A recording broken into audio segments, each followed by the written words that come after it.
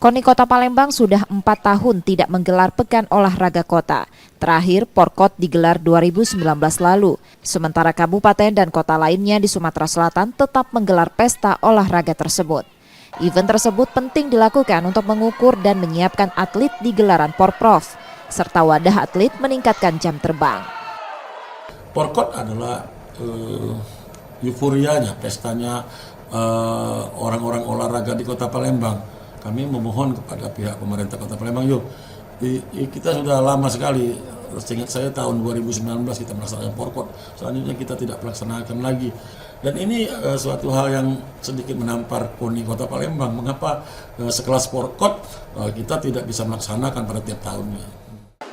Rencananya KONI Kota Palembang akan menggelar Porkot akhir tahun 2024 antara September hingga November.